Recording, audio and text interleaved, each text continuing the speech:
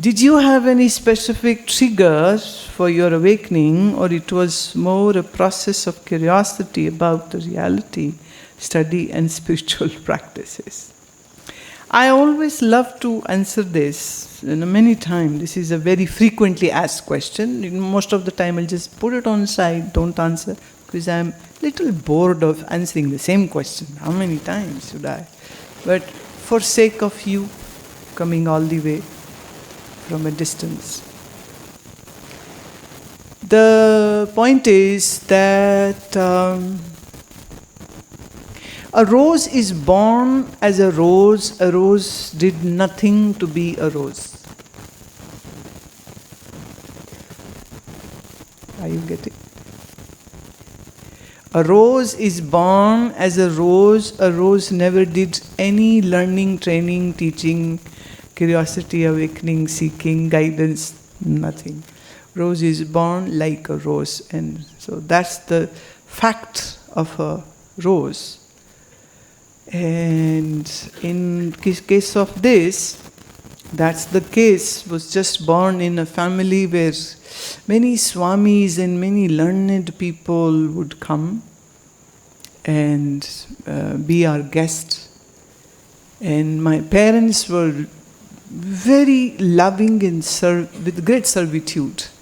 So in India, it's like an honor to have a Swami coming to your house. So you may invite, you may not even happen to meet even one single such person, but somehow we were very fortunate and lucky that Mom would invite sometimes Swami's friend, Swami, friend, Swami, friend, Swami. So they would say, oh, if you go Amritsar, go to this house. So they loved being with us, so mother and father both will take good care of them, offer them food and whatever services they could do. And then when they are there, then actually for months together, we would have discourses happening in our house. So we were children, and we would be like seeing the meditation classes being conducted, and we very joyfully be part of that. And that was how we used to, this was my playtime. Yeah, I did another playtimes also, but this was my playtime. That's to learn Vedanta, to listen to their discourses. And yes, I had many curiosities, many questions, and I would eat their brain. And I would just ask, and I was like the person who will ask questions. So sometimes they would wait for me until I come back from school, if I'm in school. So they'll, no, let her come. Because others are just sitting like, Mom, no question. I come, I sit, I have 100 questions. So the questions were there and the answers were coming. And somehow we were very, very fortunate that great Swamis were there. See, in India we have two types of Swamis. One who look like a Swami but are not a Swami. And I know this will offend many, many people. But that's fact. And then there are Swami who look Swami and who are. Swami means the one who is Swa, means the self, who knows the real self is a Swami. Swami also means the master. The one who is one's master of one's mind and senses is called Swami. Swami means owner. The one who knows the truth and owns the truth is a Swami. So, being with these real Swamis, it was like being in an orchard where there is wonderful variety of trees and wonderful different flavors and colors of juiciest fruits. And over here when I'm saying fruits, I am meaning knowledge. And trees, I mean those people, those individuals who were there. So the variety of them. And India has so many sects also, so many faiths, religions also. And somehow we had like all samples coming to us in one way or the another. So as such, there is no event which I can say that this happened, that's why this happened. No. It was just, the river was flowing and new avenues of lands were being visited. So it was just a thing which was happening. And actually, one of the Swami G who was there on the dais with me on my left, as I said, I was just 12 when I could understand his Vedantic discourses. And I would ask so many questions and he would lovingly answer all. By 14, I was already the favorite bhajan singer who was in demand, and everybody wanted me to visit their temples or ashram or houses, and they wanted me to do the singing. And by 16, I was ordered by one of a very senior Swamiji to conduct a discourse on Srimad Bhagavad in a temple. So I did that, and I was actually in 11th standard. So after my school, I would give my school bag to one of my classmates, and I would have a white tunic which I would change my uniform into. I would leave the uniform, the blue tunic, and wear a white tunic and a white scarf, and would go to the temple to conduct the satsang, the discourse. There are people waiting for me, and the Guruji is coming from school.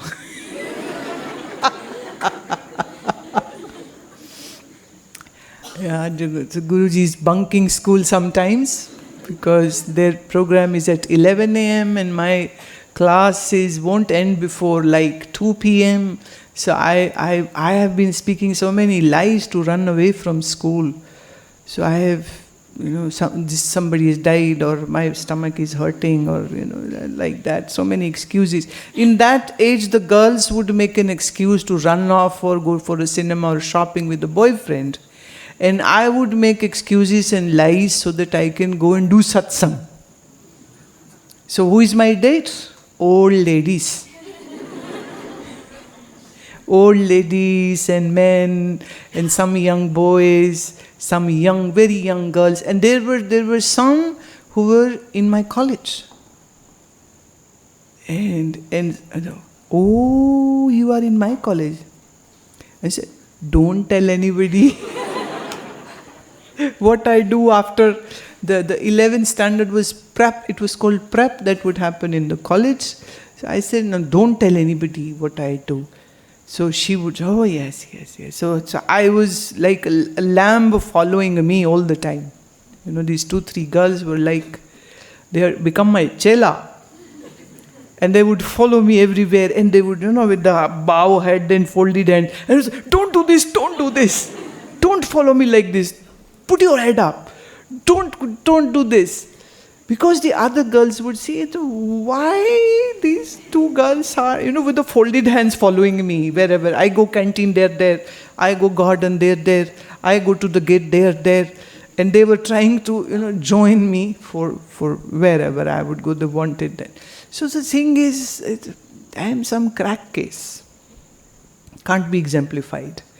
But the only thing is, I would say, it's just the grace of masters, the grace of great Swamis who came in my life, and somehow Isabella, whomsoever I would meet, some very stranger, they don't know me, I don't know them, but somebody said there's a great Swami at a so-and-so place, I would go to meet, and when I would present myself, I don't know why, but they always loved me. Always loved me. At least I remember one time there was a Vedanti conference, and there were one Swami from Badrinath, one from Rishikesh, one from Benares, and one from my hometown, Amritsar, and 4 of them kind of fought with one another verbally, not blows, no. just verbally, and they say, I want her as my disciple, and they were saying, no, I want to take her with me to Benares, and no, I will take her to Badrinath with me. And I'm looking at 4 of them, why the hell you are fighting? Ask me first. Am I going to accept you or not? But it was like, very, fun game, which, out of just love, the adulation which they gave me, it was their loveful blessings and great, learned Swamis, very learned Swamis, great Swamis. So it is the grace. So see, anything which is happening as per our philosophy of life, we are not philosophizing it. So in our language, the word is darshan. It's not philosophy. Darshan means to see. Philosophy is to hypothetically think. There's a two big difference. So, like this is a rose flower, are you making a philosophy that there is a rose flower, or you are seeing that it is a rose flower? That's a difference. But if I say, no, this is a lotus,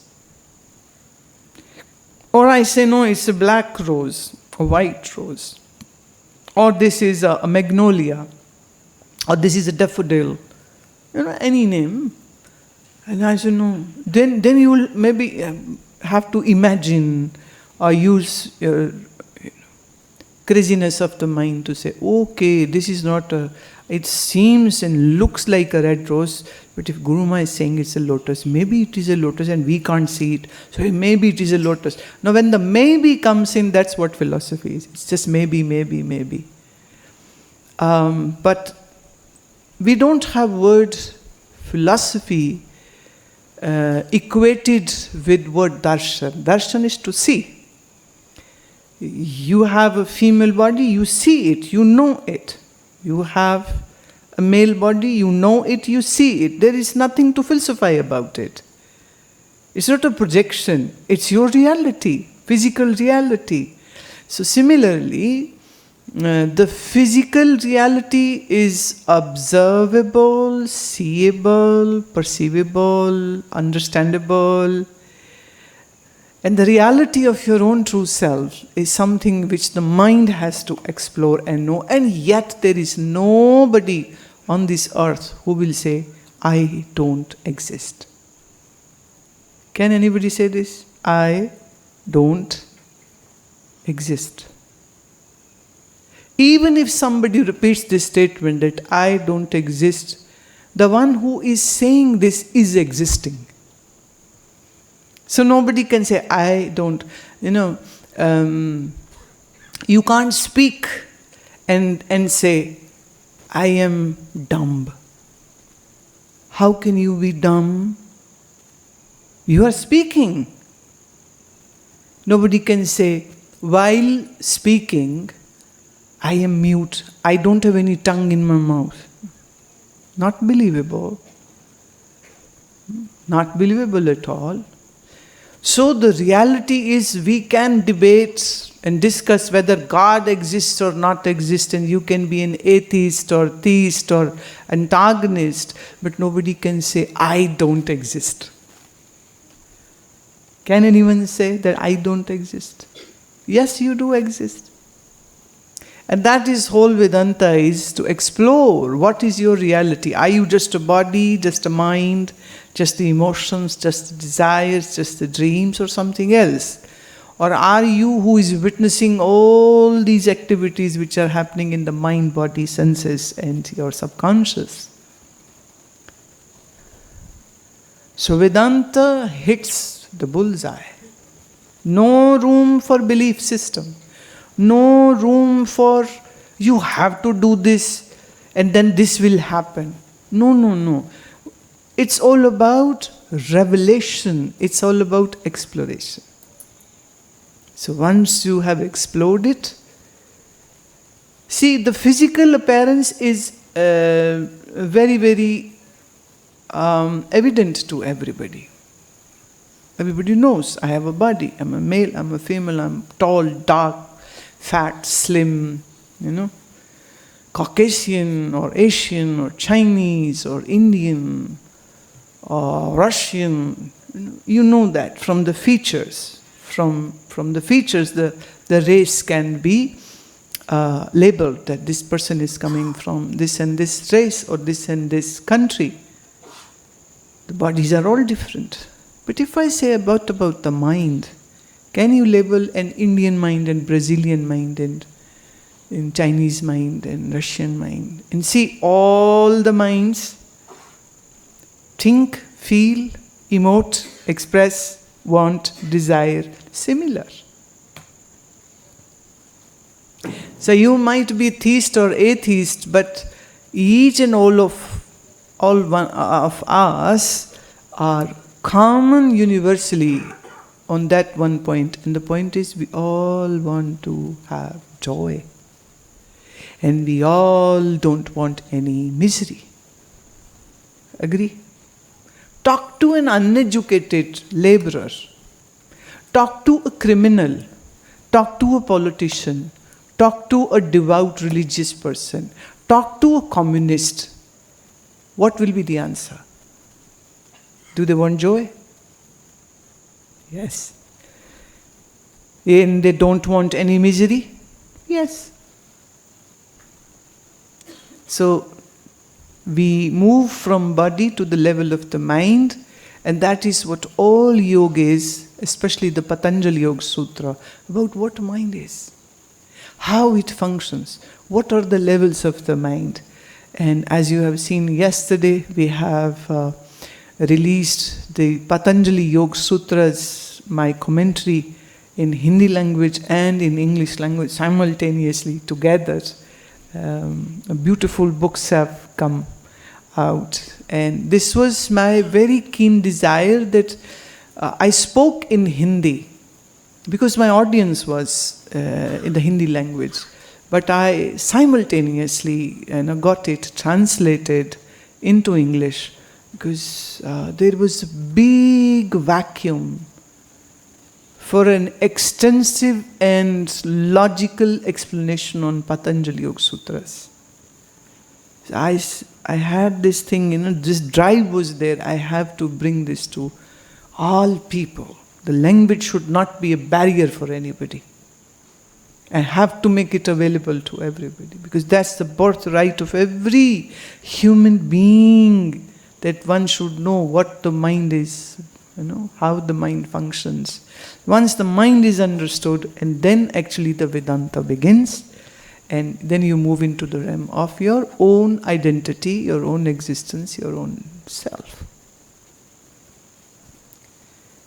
The difficulty in understanding concept of Vedanta can be only then when you don't have sufficient dispassion.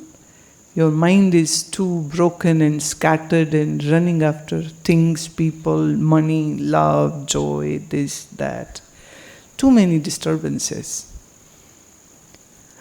I'm not saying that it is meant only for monks. No. But there has to be a quality of mind to understand it. So it's just like cultivating a mind in such a way that you are to that optimum level, maybe close to that, the best you can, so that what I am speaking, you can relate to it and you...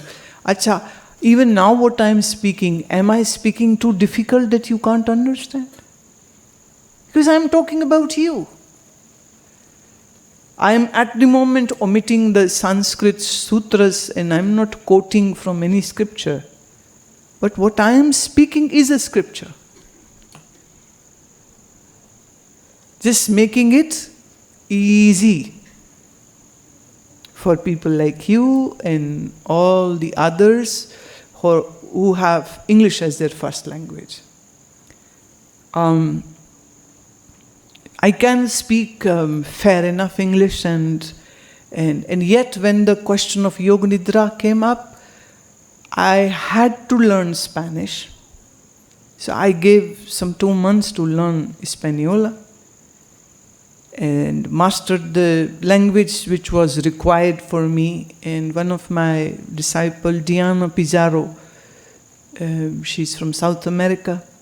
So she translated in English to the language Spanish. And after all the checks done, and then here in this ashram only we have a studio. So I dubbed my Spanish Yoga Nidra over here. Why? Because for Yoga Nidra, this was important that the person does this in the language which is his or her mother language. Because to make an access to the subconscious. For example, now if your mother tongue is Portuguese, so you can speak English. You are speaking to me. I don't know a word of Portuguese, but you're speaking nice English.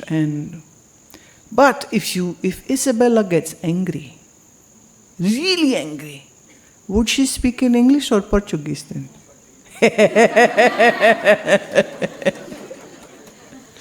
Right? What about you, Bipula? When you get very angry, then not in Czech? No? You know how to speak Czech language? Say one word. What does that mean?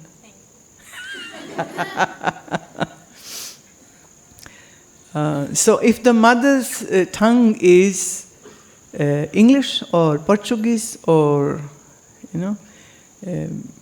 then you are most comfortable when your mind is in a rage or is in lust. Your mother tongue will easily come to your, just this switch will happen. Because your mother tongue is in your subconscious. Right? This switch just happens.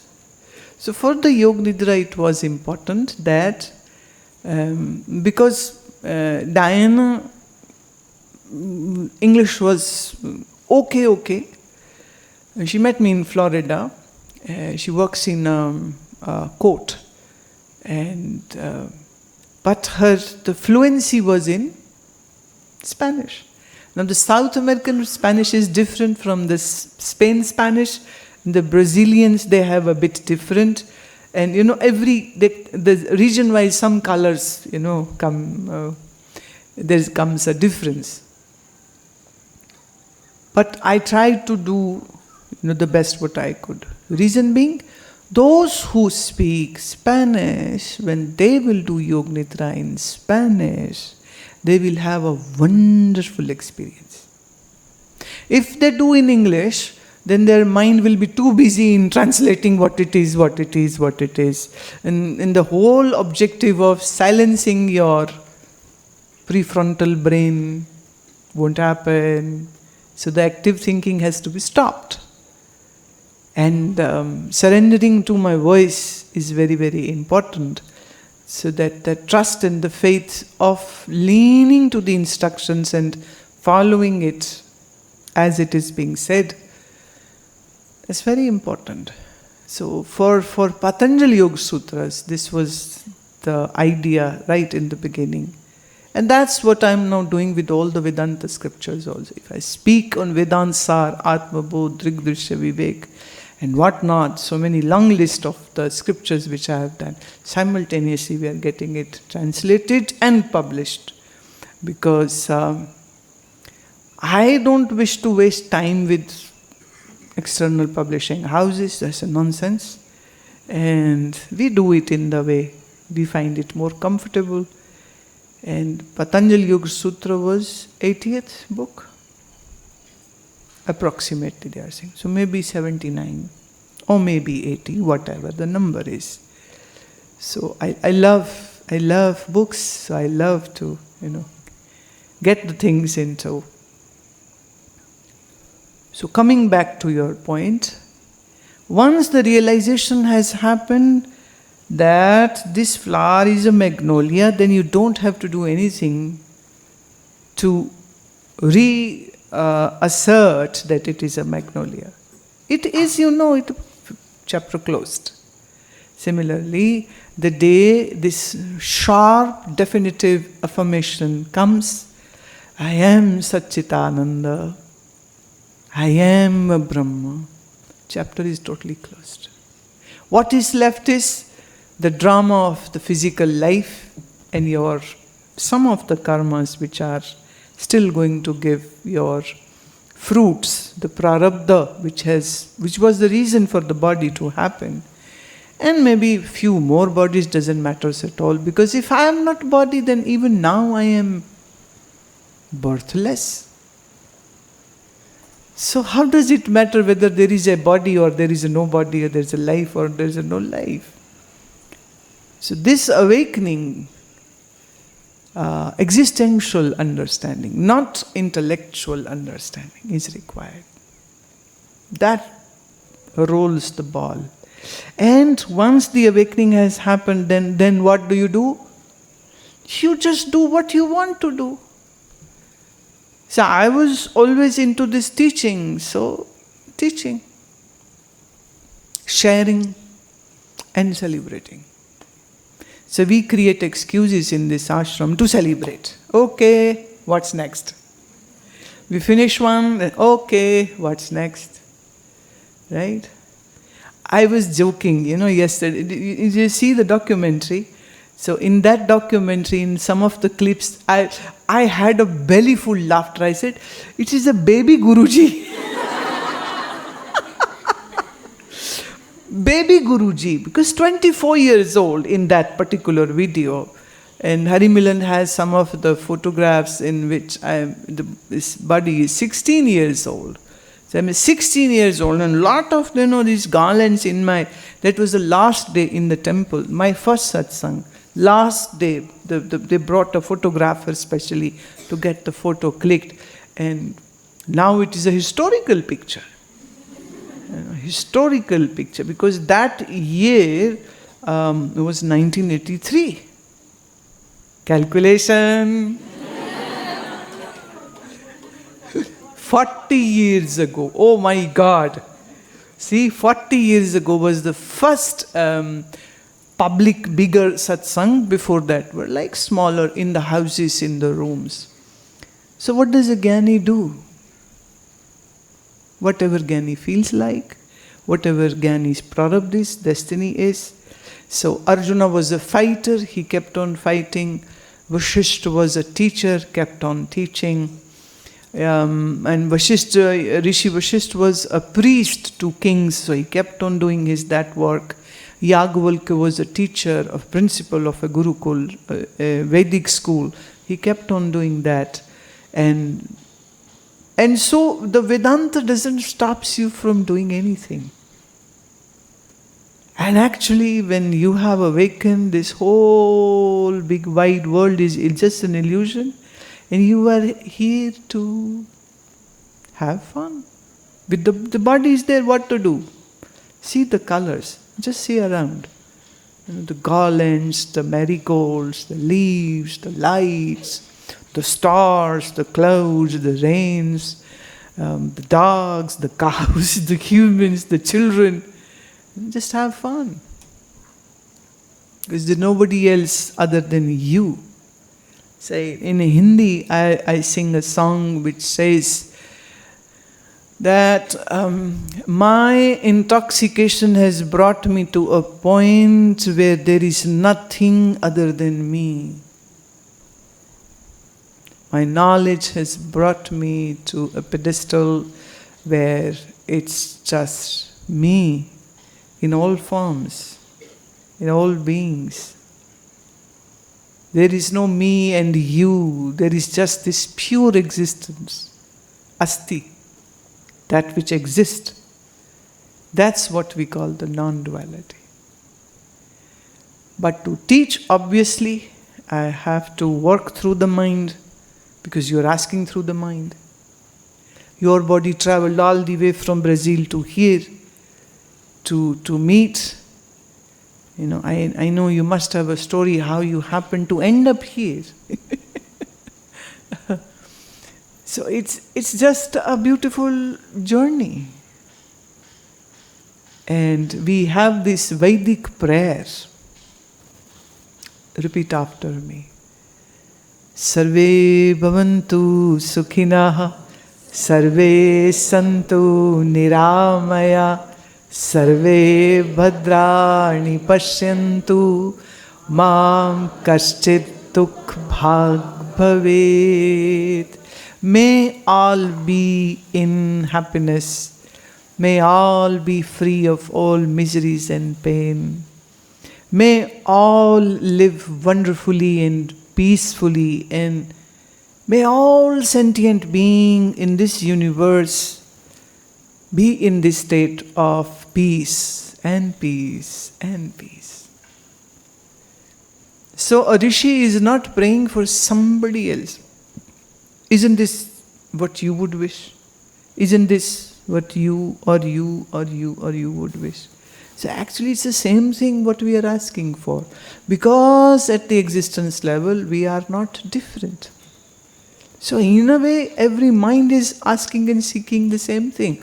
The objects might change, but they all want joy out of that object.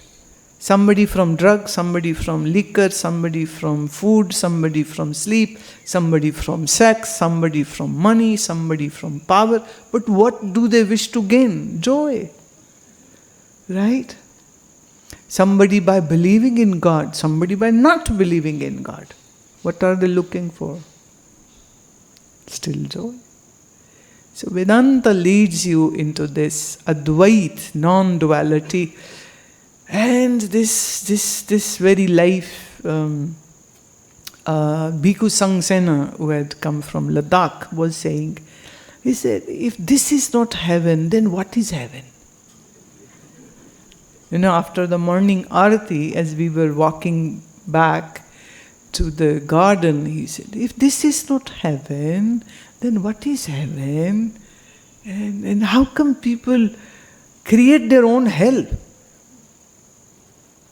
So this is heaven. So the love is like limitless, bountiful, in abundance. So those who feel it, those who don't. So that is the beauty of Vedanta. Systematic, logical understanding, exploration about your own self. See, people love exploring cities and countries and worlds and beaches and mountains, and they forget they haven't explored their own existence. So better start from here. Once you have done this part, okay, the world is your cup. Go and have a dip, or dive, or swim, or float, or do whatsoever.